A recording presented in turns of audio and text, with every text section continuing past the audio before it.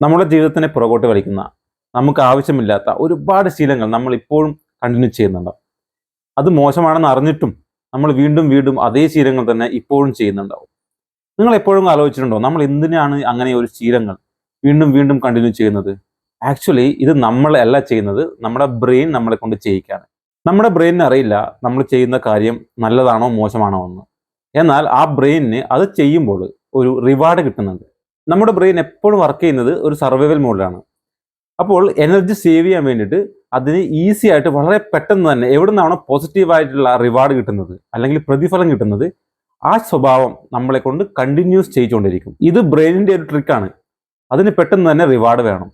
ഈ മോശം ശീലങ്ങൾ ചെയ്യുമ്പോഴാണ് എത്രയും പെട്ടെന്ന് തന്നെ ബ്രെയിനിന് നല്ല രീതിയിലുള്ള റിവാർഡ് കിട്ടുന്നത്.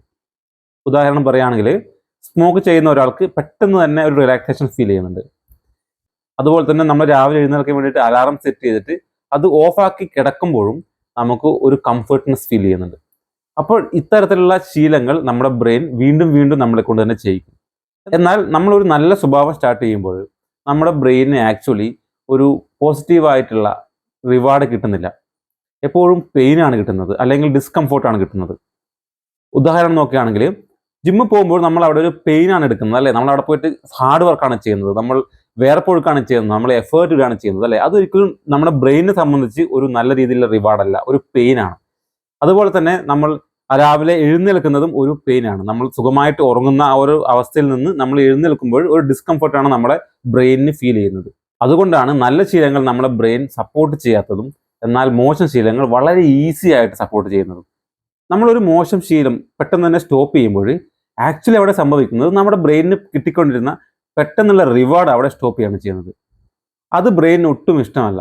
അതുകൊണ്ടാണ് മോശം ശീലങ്ങൾ നമുക്ക് സ്റ്റോപ്പ് ചെയ്യാൻ പറ്റാത്തത്. നേരെ മറിച്ച് ഒരു നല്ല ശീലം നമ്മൾ സ്റ്റാർട്ട് ചെയ്യുമ്പോൾ നമ്മുടെ ബ്രെയിനിന് കിട്ടുന്നത് പെയിനാണ് അല്ലെങ്കിൽ ഡിസ്കംഫർട്ടാണ്. അതുകൊണ്ടാണ് നമുക്ക് ആ ഒരു ശീലം കണ്ടിന്യൂ ചെയ്യാനും ബുദ്ധിമുട്ടുന്നത്. നമുക്ക് മോശമായിട്ടുള്ള ഒരു ശീലം സ്റ്റോപ്പ് ചെയ്യണമെങ്കിൽ ആദ്യം നമ്മൾ ആ ശീലം നമ്മൾ ചെയ്യുമ്പോൾ നമ്മുടെ ബ്രെയിനിന് കിട്ടുന്ന റിവാർഡ് എന്താണെന്ന് മനസ്സിലാക്കണം. ആ റിവാർഡ് മനസ്സിലാക്കിയിട്ട് ആ റിവാർഡ് കിട്ടുന്ന സിസ്റ്റം അല്ലെങ്കിൽ സ്ട്രാറ്റജി മാറ്റിക്കഴിഞ്ഞാൽ, റിവാർഡ് മാറ്റാതെ ആ സിസ്റ്റം നമ്മൾ മാറ്റിക്കഴിഞ്ഞാൽ നമുക്ക് ഈസി ആയിട്ട് ആ ഒരു ഹാബിറ്റ് ചേഞ്ച് ചെയ്തിട്ട് പുതിയ സ്ട്രാറ്റജി കൊണ്ടുവരാൻ പറ്റും, അല്ലെങ്കിൽ പുതിയൊരു ഹാബിറ്റ് കൊണ്ടുവരാൻ പറ്റും. ഇവിടെ നമ്മുടെ ബ്രെയിനിന് ഒരിക്കലും റിവാർഡ് നഷ്ടപ്പെടുന്നില്ല. ഈ രീതിയിൽ നമുക്ക് ഏത് മോശമായിട്ടുള്ള ശീലങ്ങളും വിൽ പവറിൻ്റെ ഒരാവശ്യമില്ലാതെ വളരെ ഈസി ആയിട്ട് സ്റ്റോപ്പ് ചെയ്യാൻ സാധിക്കുന്നതാണ്. നിങ്ങളുടെ ജീവിതത്തിൽ നിന്നും എന്നേക്കുമായിട്ട് നിങ്ങൾ നിർത്താൻ ആഗ്രഹിക്കുന്ന ഒരു മോശമായിട്ടുള്ള ശീലം കമൻറ്റ് ബോക്സിൽ അറിയിക്കുകയാണെങ്കിൽ എനിക്ക് നിങ്ങളെ പേഴ്സണലായിട്ട് സപ്പോർട്ട് ചെയ്യാൻ സാധിക്കും. Thank you.